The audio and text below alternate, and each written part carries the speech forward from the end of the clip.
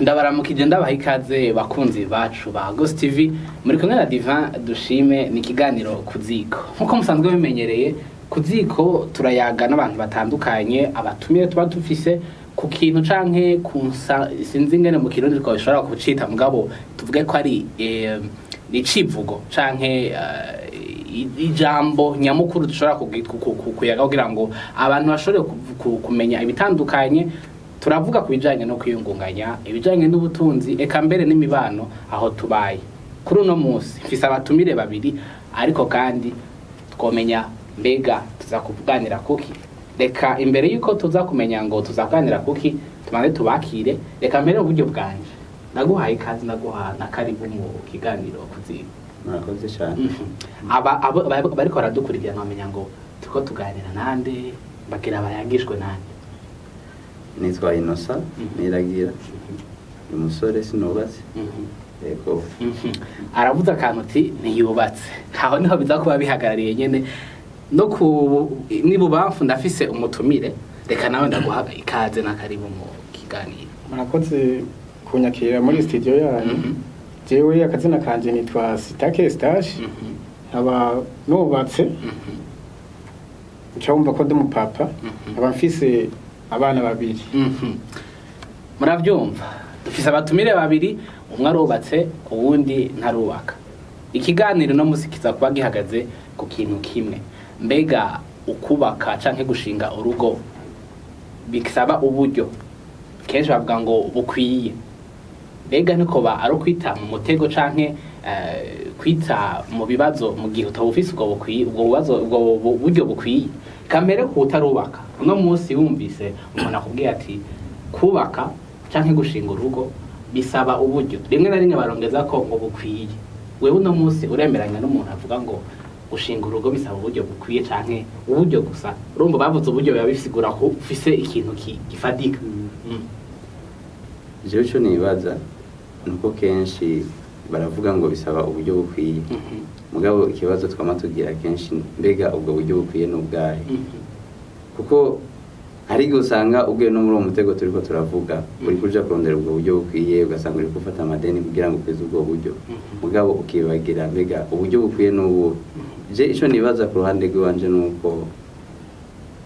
umuntu ntakeneye gushoba umutwe ngo ndondera ubwo buryo bukwiye ahubwo umuntu yarakwiye kwiyumvira mbega inyuma yo gukora ubwo bugeni yo gukora ubwo rubanza ubuzima buzobandanya gute kuko ubundi uburyo bukwiye uburyo ntibwigera bukwira ku muntu ntibwigera bukwira bivana no gushima k'umuntu. So kenshi biragora gutahura umuntu akubwiye ngo uburyo bukwiye ni hahandi usanga uri kurashaka ibiti no ku mabuye kurondera ubwo buryo bukwiye hariho n'igihe butanaboneka ariko jisho nibaza ku ruhande rw'iwanje akenshi no kuronka umuntu mu byumva kumwe hama mu kumvikana mbega ni ikihe kintu dufise hama tuje hamwe turabe ikintu dukoze bivanye n'ico tuba dufise ubundi kuronka uburyo bukwiye kugira unezereza abantu kugira ngo ukore nk'ivyo abandi bakoze akenshi usanga umuntu aguye muri uwo mutego. Sitaki wewe waramaze kurushinga warabibonye ingene vyagenze aheje kuvuga ati jewe kubwanje mbona yuko ubwo buryo bukwiye biragoye kumenya ngo nubuhe canke bungana gute no kubwawe mbega ubona yuko gushinga urugo waramaze kurushikamwe waramaze kubona ingene bimeze ubona ari by'ukuri nyene uburyo aribwo butegereza kwa bukwiye kugira ngo umuntu ashobore gushinga ugwiwe. Murakoze je uko ndabibona ikintu ca mbere ahubwo no kumva yuko wewe wa musore yuko hageze ko wubaka ukavyiyumva mukavuga ati buje notera intambwe yo kuva mu busore ntaje mu bantu bakuze bubatse. Ico ciyumviro rero kimaze kuza wavyiyumvise mu ko kubaka atari uwundi muntu abigusunikiyemwo nk'umuvyeyi kuko hari abavyeyi basunika abana babo ngo raba wakuze bagataka rero ngo raba naka ngo kwa naka yararongoye ubundi ngo yararongoye ngo ntangugira urongore ukaca usanga uwo mwana wabo avyinjiyemwo wewe atarumva ko hagize ko arongora kuko kugera ko urongora sinovuga ngo ni imyaka kuko amategeko arategeka imyaka 21 ku musore ariko ikindi si imyaka ukumva wowe muri wewe yuko hageze ko kubaka igice gikurikira nuko haboneka umwigeme nawe nyene ageze mu bigero vyo kubaka kandi nawe nyene yumva yo kwakira umusore yaje kumuresha kugira ngo bashobore gushinga urwo rugo. Nkari kumvuga ngo uburyo benshi barabwitwaza ariko ubu bwitwaje kenshi buramubera intambamyi kubera nta buryo wovuga ngo uburyo ngo burakwiye ngo nakwije uburyo ngo burengongera nkuru urubanza kuko twama twabonye imanza nta muntu n'umwe arakubwira ngo urugero rubanza ngo rwabaye urwa mbere ngo hanyuma ngo rwanaka nago ngo n'urwa nyuma. Urubanza rwose rukorwa ku nteguro yarwo kandi no ku buryo umusore afise. Ariko icyo mvuga rero ngarutse ku buryo yego nivyo nawo icambere hakenewe kumva ko hageze kuwubaka n'umukobwa kumva ko hageze ko yubaka. Iyindi ntambwe ucutera hariho uburyo bw'ibanze bukeneye kugira ngo ubwo rubanza ubwo bukwe ubwo bugeni ushobore kubaka kugira ngo mushobore kuja mu mugwi w'abantu bubatse. Ubwo buryo n'uburyo busanzwe umwe wese aritegura ku rugezo rwiwe ashoboye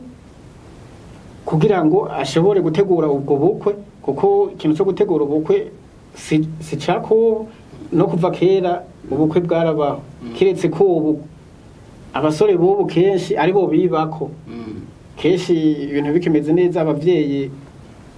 barakwera abahungu bakabafasha ikagushika naho umugeni bamuzanira muhira umusore akahiza kubaka. Ariko ubu kenshi ivyo ngoma mbona kenshi ibintu vyarahindutse abasore nibo bironderera ubwo buryo hanyuma bakabwira abavyeyi umuvyeyi abishoboye akamufasha akamwongerereza bagakora urwo rubanza. Ariko nta buryo umuntu yokubwira ngo uburyo bungana uko ngo nzoca ndongora aho namwebwe mukiri imisore ndabatera kambo yuko umuntu akiri umusore ntave yumvira ngo jewe ngo nzokubaka ngo nkwije amafaranga. Uburyo ntibuzigera bukwira igihambaye ni ko kwiyumvamo ko hageze ko wubaka ukumva ko umutima wawe wo kwakira uwundi muntu avuye ahandi hantu mugashinga urugo hanyuma no kuronka ubona uwo wundi muntu nawe uwo mwigeme avyumva ageze yumva ko hageze ko kwakira umusore avuye ahandi batakuranye cyangwa nabo baba barakuranye mu kibano mugabo bagashinga urugo kugira ngo bashobore kuba umuntu umwe. Yego nuko ndavyumva. Innocent urumva ibyo ahejeje kuvuga hari abatari bake bakunze kuvuga bati jewe ibyo byo kuvuga ngo ndafise na make yo kwitegura birakunze kubagora tukumva n'abandi ati jewe n'ukuri ngira nasaba ideni shinga urugo rwanje. Mbega wowe ku bwawe umuntu arinda asaba ideni ngo yubaka urwiwe wumva aba ariko arakora ikintu cyiza canke aba yiheza? Uganje gufata ideni kugira ngo ubake urugo akenshi no kwita mu mutego kandi udasanzwe kubera ko nyumva ngiye gusaba ideni kugira ngo ngire urubanza mbega ayo mafaranga nzoyariha gute canke inyuma y'urwo rubanza ngiye gukora nzobandanya mbaho gute kuko akenshi birakunze gushuka ugasanga umuntu yafashe ideni kugira ngo akore ubwo bukwe hama inyuma y'ubwo bukwe bikagorana. Je nibaza yuko kubganje ikintu nyamukuru nukuronka umuntu muhuriza koko nkuko yabivuze mugenzanje ngaha wa muntu wumva yuko mwese mwiteguye kwakirana mu buzima bwanyu wa muntu mwumva yuko mwiteguye gufatana urugendo hama mukamuvuga muti mbega ivyo bike dufise ni gute twobikoresha hama ubuzima bwacu bukabandanya neza kuko hari gihe wita mu mutego ukaja gufata ideni kugira ngo unezereze abantu atari no kugira ngo basura urugo rwanyu rugende neza kugira ngo abantu babone yuko nanje nakoze ivyo bandi bakora mugabo ukibagira yuko wewe ari wowe nyene atawundi muntu azozaho kubakira hanyuma abantu baraheza kubanezereza abantu baraheza kubemeza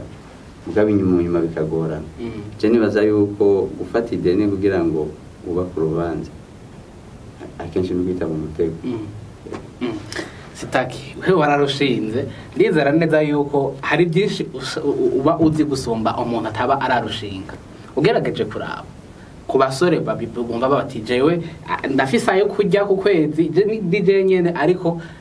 hamwe hoze undi muntu birashobora kungora ayo mafaranga yo gukora urubanza yonyene numva ari kibazo akaca avuga ati reka mfate ideni nimba byo babaje byaragushikiye ukanatira n'ibihumbi 100 canke bitaba byaragushikiye mbega wewe uno munsi wubatse ubona hari ingaruka yo kugira urubanza kwideni canke ufise amafaranga ufitiye umuntu ngo wakoze urubanza hanyuma inyuma yaho bica bigenda gute murakoze kuri icyo nk'umuntu amaze kurushinga uko nicyo nabivuga ko nibaza ko nakivuga mu buryo bubiri mu buryo bwa mbere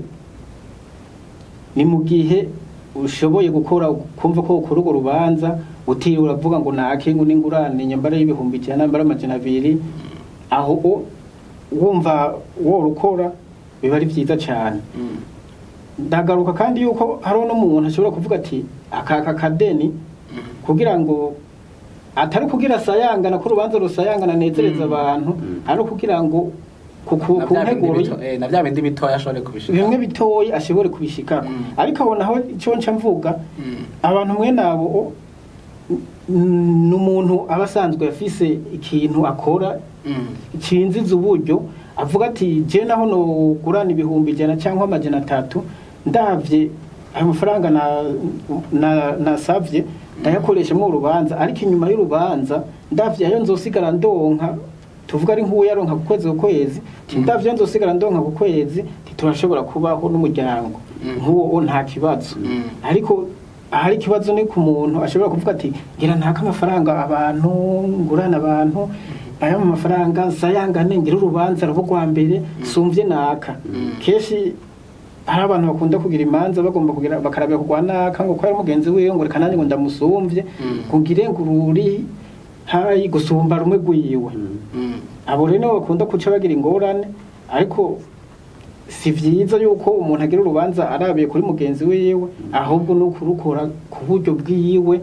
abona yuko ati je narukora mu buryo inyuma y'urubanza haza ubundi buzima kandi tuzoshobora kubaho n'umuryango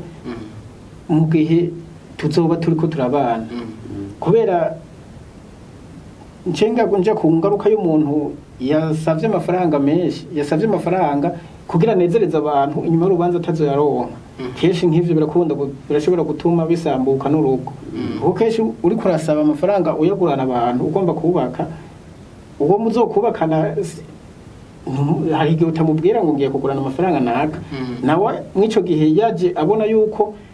umeze neza akaca abona inyuma y'ubukwe bitanguye kugorana adafise umutima wihangana ntihamuze wumva ngo abantu ngo bamaranye indwi ngo yagiye iwabo ngo yasubiye iwabo ngo umukobwa ngo yasubiye iwabo abantu bakimva ati none wa musore nta n'indwi bamaranye kubera atanguye kumufata nabi abantu batabizi ntibamenye ivyo ari vyo mugabo uca wumva ikiba catumye wa mukobwa yagize kwihangana guke ko yaciye agenda kubera abonye ati inyuma y'indwi rabi ibintu ngira bitanguye kumera nari naje mbona menga umusore yifashe twaragize urubanza rugasayangana ariko rabo ukuntu bicaye bimera nicyo gituma rero yuko umusore yo kubaka akurikije amikoro yiwe afise kandi amikoro y'umuntu amikoro yose ufise urashobora gukora urubanza kandi ukarukorana n'umukobwa w'umupfasi n'umwizigirwa mugashinga urugo hanyuma inyuma y'ukubaka ubuzima bukabandanya bukagenda neza nanoneho Imana irahezagira babiri mumaze guhezagira babiri ivyo wahora ufungura uri umwe amaze kuza muri babiri Imana izobigwiza na kabiri muzokwigira murara mudafunguye ngo kubera ngo haje mu wundi nuko ndayibona mu Burundi canke ahantu hatandukanye ubukwe canke gushinga urugo kenshi usanga biri ku mugabo gaco usanga hari igihe usanga ategereza gushiramwe inguvu gasanga ategereza kurondera uburyo nkuko tuko turabivuga uko biri kose rumva urakenewe kubwawe ugaragaje kuraba imico y'ikirundi ingene iri kiratera imbere canke ugene biguma bibandanya bigenda ubona gute ibijanye no kubaka ingo canke gushinga ingo mu Burundi mu myaka 10 ugiye kubiraba aho mbona uvuga aho isi kiragera so kuvuga ko ari mu Burundi gusa kera byaba bihagaze ahanini ku mugabo kubera ko umukobwa yavi waba akaza mu rugo rw'umuhungu akazi w'umuhungu akenshi wasanga umugabo ari we ariko arakora cyane kugira ngo urumva urugo rwiwe ashobore gushinga urwo rugo ashobore kugira iki. Ariko mu myaka 10 ndiko ndabiraba ibintu bitera bihinduka kubera ko kera nta bintu by'amashuri cyane byaba bihari, basanga umuntu yubatse urugo rwiwe bararima barorora baragira iki, nta bintu byo akenshi nta terambere rijyanye n'uburyo bwa none nk'uko tubibona uno munsi ryari rihari. Uno munsi ni ukuvuga ko umuhungu ariga umukobwa ariga kandi bose barakora. Ugiye kubiraba wanashima amahirwe manini usanga ari ku bakobwa kenshi aribo baronka amafaranga menshi. Uko ndabibona mu myaka iri imbere ni uko hazogera igihe bihinduka, hazogera igihe bihinduka aho utavuga ngo umuhungu ni wenyine ategerezwa kuzana, ahubwo bose bazana bagashira hamwe. Twitege ko mu minsi iza uzosanga nk'abakobwa uko uvuze ko aribo baroka uburyo bwinshi, uzosanga aribo bariko barakwa nk'abahungu. Hazogera igihe bishika, hazogera igihe bishika kuko uravye ingene ibintu bitera, iyo ibintu bitera bija ibintu bitera bihinduka, ibintu bitera bihinduka. Nibaza ko tutoguma twiteze ngo urumva ngo mu myaka iri imbere ngo bizoguma byubakiye ku muhungu gusa, hazogera igihe bihinduka. Sitaki wumvise ibyaheje kuvuga Innocent, wowe ku bwawe uramaze imyaka kumbure urushinze,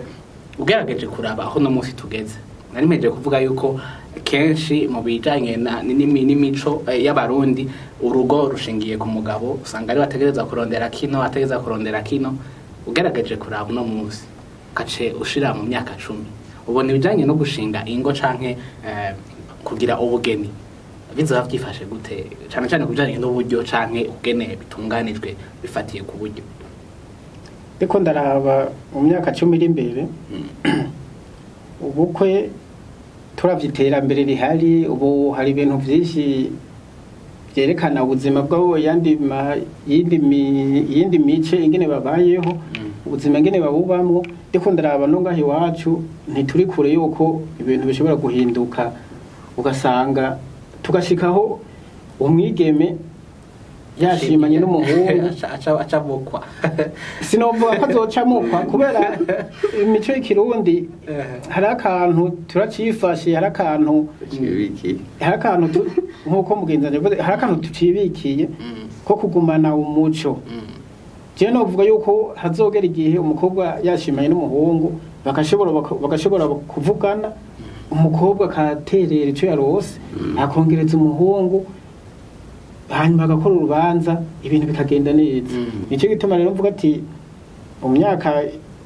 ndikondara mu myaka 10 cyangwa n'irenga iri imbere hazogeraho umwigeme afashanye n'umuhungu kugira ngo bakore urubanza bashinga urwo rugo hanyuma abantu, kandi kuko yamufashije nikizotuma asuzugurika mu rugo, ahubwo kizoba ari ikimenyetso cy'uko bakundana, bubakanye bakundana, bashize hamwe, kuko ni nyuma y'ubukwe bazobandanya bashira hamwe ibyo bazoba bose bizoba ari iby'umuryango. Nuko ndabibona. Nkuko mwaje kubyumva rero uko biri kose uburyo burakenewe, ariko abatumire bacu bose bavuze bati sibwo twohagarara ko cyane cyane, ahubwo mbega ntiwibaze mbega harageze yuko wubaka by'ukuri urugo rwawe.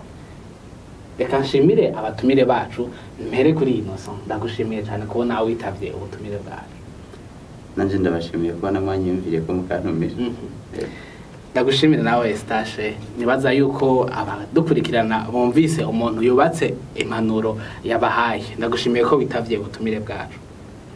Murakoze. Reka nange ndabashimire bakunzi bacu, cyari ikiganiro kuziko twako turaganira ukijanye n'ubukwe, ati mbega uburyo bukwiye nubuhe, mbega ugize ubugeni ataburyo ukwiye niko bari kwita mu mutego. Namwe rero marashobora kugira ico mushikirije, mbega namwe ubibona gute umuntu ashinze urugo ataburyo afise canke akifuza gushinga urugo ataburyo afise, yoba yitaye mu mutego canke nibisanzwe? Namwe rero mugira marashobora kugira ico mushikirije aho munsi canke mukatwandikira. Reka muhezagirwe aho musanzwe muherereye. Mwariko na Divin Dushime na Gahwane.